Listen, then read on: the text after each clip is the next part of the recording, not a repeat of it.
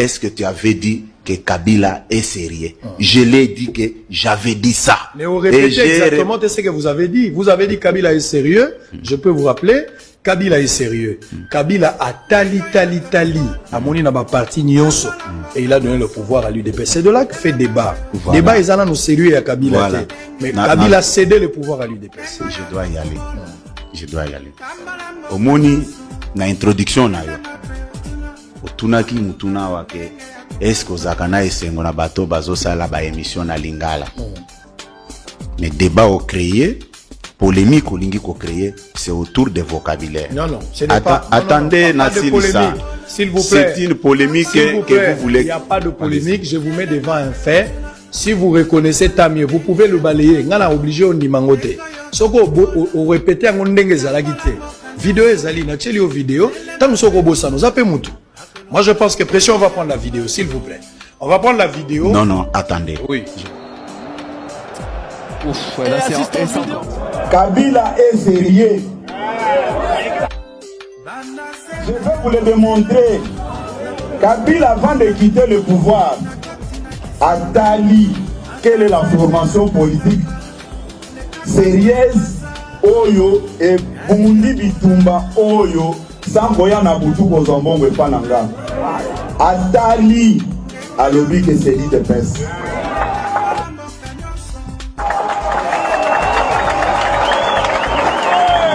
Une chose. Oui. Ayez l'habitude quand vous invitez quelqu'un dans votre émission, ne prenez pas beaucoup de temps à parler à sa place. Non. Attendez. Non, attendez. C'est un...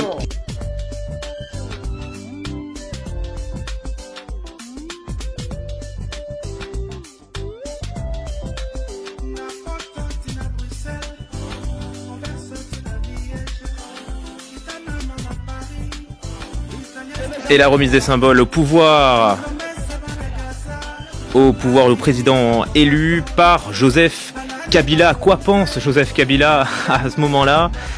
Lui qui a dirigé le Congo depuis 2001 et qui cède donc le pouvoir. Voilà, l'image est symbolique à Félix Tshisekedi. Les idées doivent se bousculer dans sa tête en ce moment. La première étant... qu'est-ce que je fais aujourd'hui de ma retraite de relativement jeune chef d'État, parce qu'il n'a pas plus de 50 ans aujourd'hui et il n'est plus président. Est-ce qu'il se consacrera au Sénat sans d'autres ambitions que celle d'être un sénateur ordinaire? Est-ce qu'il se consacrera à ses fermes? Il en a quelques-unes à la fois à Kinshasa et dans le pays. Est-ce qu'il aidera sa famille politique à mettre des embûches au nouveau président, puisque en politique, il faut toujours diviser pour mieux régner. Il y a ce statut de chef de file de l'opposition qui va très probablement être accordé à Martin Fayoulou. Mais est-ce que ce ne sera pas un cadeau empoisonné justement pour faire imploser la Mouka, la coalition la Mouka, et isoler les différentes forces qui la constituent en vue d'avoir un quinquennat sans vraie opposition, excepté celle qui sera l'opposition gouvernementale, avec une famille politique différente de celle du président de la République.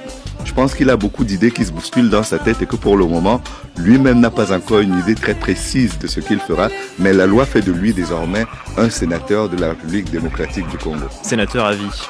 Félix Tshisekedi qui montre à la foule venue nombreuse, et vous le voyez, certains ont escaladé les arbres pour apercevoir le nouvel homme fort de la République démocratique du Congo. Il montre donc tous les symboles qu'on lui remet, Félix Tshisekedi, et on continue à lui en remettre. Voilà l'écharpe présidentielle, et c'est Joseph Kabila qui se trompe et qui l'habille. Et oui, c'est vrai que Joseph Kabila, il n'a pas vraiment l'habitude de remettre les pouvoirs. C'est bien la première fois qu'on voit cette image historique en République démocratique du Congo. Parce que ce qui est quand même à remarquer, malgré la banalité que cela peut avoir en regardant la cérémonie, c'est cette distance, cette différence de taille et de poids entre les deux. C'est également le fait que... C'est vrai que Félix Tshisekedi est mal cadré là. C'est peut-être l'image, mais... Et puis à côté de ça, ce n'est pas le candidat qui était le dauphin du président de la République qui passe. C'est un candidat de l'opposition. Même s'il y a fraude, c'est tout de même un candidat de l'opposition. Omar Bongo avait une jurisprudence qui disait on n'organise pas des élections pour les perdre. Là, pour le coup, elle a été organisée par le parti sortant, la majorité sortante, qui a perdu les élections. Et donc, c'est quand même un moment historique et je ne vais pas me lasser de me réjouir de cette perspective qui s'ouvre, cette nouvelle perspective qui s'ouvre pour la RDC.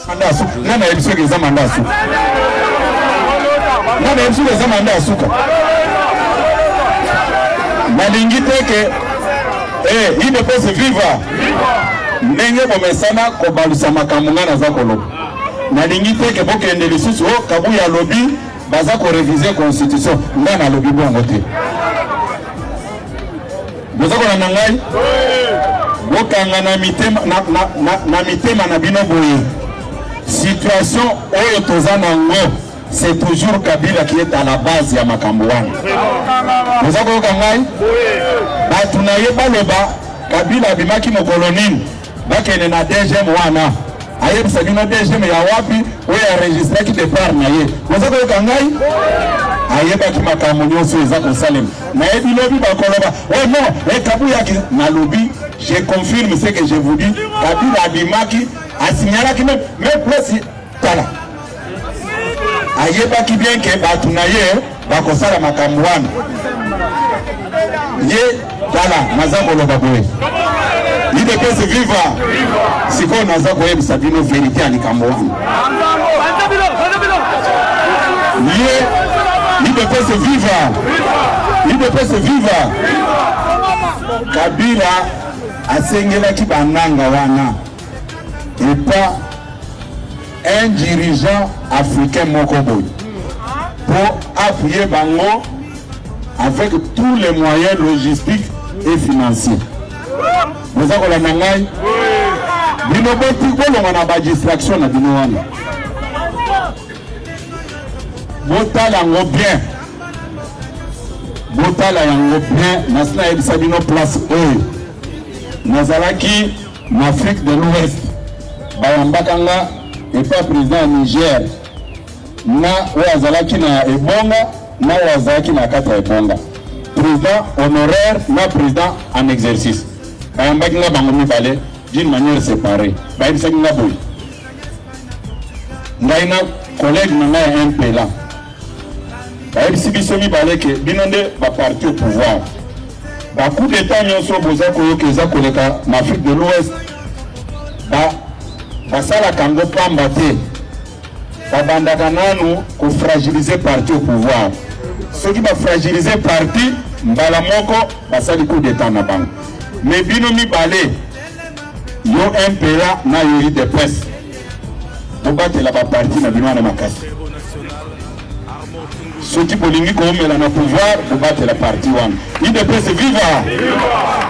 viva otuna bino pomona comment est-ce que bazo sakana na biso et pas ba ennemi na biso biso tobimi première force politique ya mboka oyo tobimi première force politique après élection mais discours oyo bazokotisa eza nini idps eza kokufa mais parti eza kokufa ebimi ya liboso sikoyo tunaka bango ke me parti nene eza ya kotelema otunaka bango me parti nene eza ya kotelema c'est-à-dire quoi makelele nyonso boza komona baza ko créer na kati ya parti baza na objectif moko affaiblir parti affaiblir tata mokonzi ya ekolo na lokuta wana te et puis il y a un seul point oyo bango nyonso basemetaka d'accord esika baparlaka même langage ozwi bato baza na parti ozwi bato ya lamuka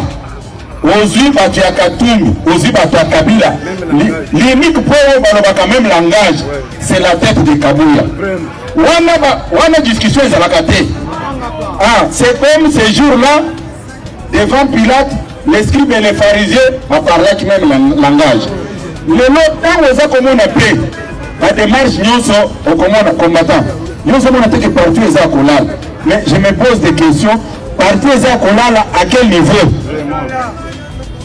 avant tokende élection ezaki même discours tokei même tina élection tobimi bato ya liboso mokonzi na biso a gagné élection mais bayebi kaka makambo ezokende bien te donc makambo yango bazoluka ekende bien ya basi na bango na bana ou bien makambo nini biso tozala vigilant baprésident fédéraux nyonso ya république mobimba il faut beau travailler. Kabila n'a jamais collaboré avec Kagame. C'est UDPS qui nous a montré Kagame comme partenaire sous les régimes et non Kabila, signé depuis DDN, depuis Galien. Voilà. Tikato qui n'est pas mon avocat, parlez. Très bien. Nous avançons. Maintenant, parti au pouvoir, n'arrête pas de dénoncer que c'est Kabila qui est l'auteur, c'est le Kabila qui est à la base. Que pensez-vous maintenant de la solution? Il faut l'arrestation de Kabila.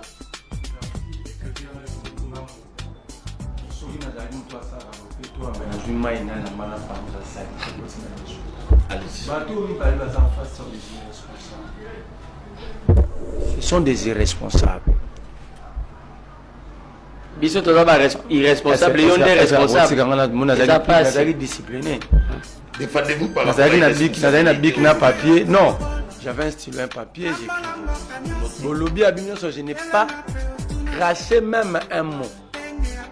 Et puis que vous avez discipliné parce que vous êtes déjà des indisciplinés de naissance. Depuis que vous étiez fœtus. L'idée fait depuis la conception en haut, et c'est la manière indiscipline. Ok? Alors bien, bateau bakenda classe ya ndam na peksa ki avanda na kabuya te monde ekangio. Alors bien Kabila ka fluidité, la théorie de l'acte contraire. Si vous êtes capable de le baquer, les infos, il faut la qui ça vrai. Alors bien Kabila dans la fluidité ya kosi, mais il fait ça pour comme on appelle na koki kolo. Monsieur. Au botama na peu prise. Maternité bakenda ko porter là, vous allez qui na peu près. Mouta confirmé qu'on a fait ça tanga rayo le Sur base Yanini papa, comment tu dis des choses comme ça? Déjà moi et Sengeli a identifié côté accueilli, a fait si l'autre côté. Maintenant toi tu viens confirmer que Kabila accueille Afrique du Sud. Sur base de quoi? Papa, vous, il faut bien réfléchir. Oh,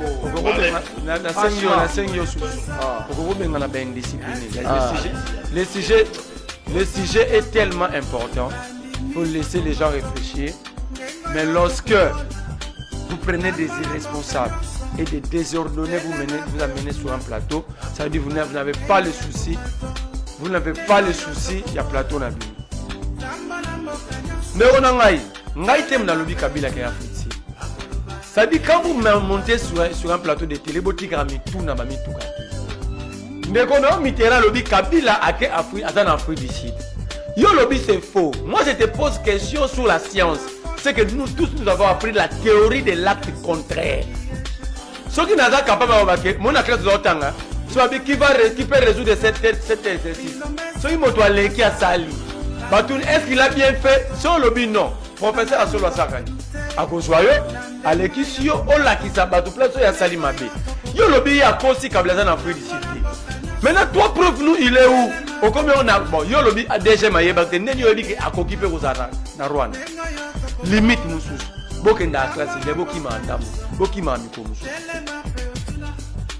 Totani Philippe Mandangi, Nawa Kanjaya Kangamika Nawa. Philippe Mandangi, il dépêche sa politique pour défendre. Depuis le village Bombélé. La sécurité, c'est toute une vie de la nation. C'est la vie d'une nation. Wakanja a démissionné, il dépêche, il a mis sa papier, il a démissionné. Là, qui ça lettre à démission? Toke na ba preuve. Exact. Wakanja Longwati. Wakanja Longwamboka Oyo, na 2022. Na 2028, dans ça, na ba image. Alors, bien, parce que je trouve que Batou entouré, tu sais que Bazo est été. Dans son photo. Il était ici, sécurisé par la garde républicaine. Mais c'était un moment où on a vu nos autres malades de Mambo ou alors, puis Moussa doit pouvoir en coup d'État. C'était quel régime pour que vous qualifiez Moussa coup d'État? On était sous quel régime? Aujourd'hui, vous défendez le régime Mobutu. À 50 ans, je vous dirais raison. Parce que comme c'est Mobutu dictateur, les Haïtiens, c'est qu'il n'a pas dépêché. Ok? On vivait dans un état sans constitution. sans constitution, la charte de l'impère qui dirigeait le pays. C'était la charte de l'impère. Donc, on n'avait pas un État-nation. On avait un État résumé souverain. Attends. Le comité central rédigeait quoi? Réglementait quoi? Le comité central. Est-ce que vous avez dit comité central? Aussi comme ma bêtise, mais ok, Abi, famille Kabila, il était Théodore Munga, le c'est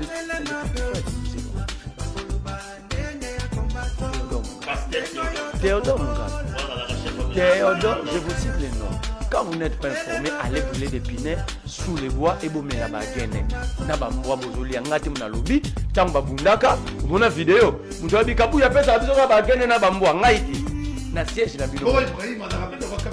Nabi na yo. Attends. On est devenu débattre sur une famille. Non, il y a le pour y a le bagi pour attendre. J'ai pas ça comme on peut perdre. Et j'ai pas joué. Kabila do sala. Mais chez moi on va dans web. Ce matin bon ça nous a l'essentiel. L'essentiel des alliés qu'on soit qui pouvoir. Mobutu peut pas dans un pouvoir. A kutaka guerre ya. Moulé. Mobutu akutaka chombe à récupérer Katanga. Mobutu akutaki bambana oh après lui ya Lumumba. Akuta ba Kizenga, ba déstabiliser Kisangani. Kasa yezaki na maboko mulopwe. Mais Mobutu alelata. Il a ramené la paix. Il a ramené la paix malgré qu'il n'a pas gagné les élections. Et bah dit qu'on bine le Mobutu ba Congo na Batabandundu avant l'Équateur na ba soyi ba bine la ira ba lu. Mais situation Kabila quand qui en 2021, pardon 2001, sur les amis de Félix, RC de qui 55%. Et Bemba en Équateur ou en Mombati, le province orientale, Kabila est à côté, même Kassai ou les acquis déstabilisés. Mais après tout ça qui gros donne des bandes de Félix, bon ça le tongo solo la dans tout terre. Ouais pour mangana pouvoir. Donc après que la salle cité, donc après tout ça implique 4 têtes. Il a refait les pays. Ils ont trouvé ce qu'on appelait la guerre asymétrique. C'est-à-dire qu'il y a Bomi, Bakimi. Mais les gens Urutu Rekei, Bunaga Rekei, Massis Rekei. Ah, on a quoi moutre, l'élection ça limite. Bato Bakimi, Baza va réfugier dans le Manoukou. Ah, Mboke Ram no géré. Très bien. Donc, Ndi Korobake, Toyobi Batouana, c'est une diversion. Ndeko Kabouya Kakasa Lubadi Boussoke, Kabila Kimi. Luka ba image je laisse tomber le Kabila Kima après Kabila Zongaki. Oya kobangisa population mukoto oyo ke Joseph Kabila zongi na mboka oyo mwana mboka Kabila ko retirer ba message c'est quitter la Congo ngai chef stabo comme un intellectuel. Permettez-moi de j'ai participé dans beaucoup de conférences paix à son âme le professeur Bioya. Oh même au baouté ko nommer les techniciens ceux qui dans les Freddy Moumba ceux qui n'ont pas de besoin de kasakadali opposé à son à ça la conférence que na lubana yeba concrètement qu'est-ce qui se passe. Et à l'époque là le régime n'a pas bandé comme ça c'était une guerre asymétrique même la communauté internationale ne parvient pas à terminer merci mon amboka mais en réalité guerre à Congo c'était une guerre de complicité organisée par na 95% classe politique ya mboka na biso et ça l'opposition surtout ça peu pression merci mon amboka toko ça la ngonga ça ya classe politique nde bango bazali complice ya makabozo de kasali kenda ke pas Museveni na kandara mais à coup non même il est passé dans le dos ba biso bazala ka ba général ba colonel merci nous prenons des armes pour tuer nos propres compatriotes pour arriver au pouvoir. Et dans le but peut-être de donner peut-être la communauté internationale. Pourquoi la communauté internationale via des multinationales qui viennent là? Parce qu'elles puissent me rendre merci. Merci mon amboka. Kabila a signé tout ça dans 2008 mais le problème est que vous avez aujourd'hui l'impérium, vous avez le pouvoir, donnez la sécurité, vous avez l'armée. Merci beaucoup mon amboka. Awa émission ici.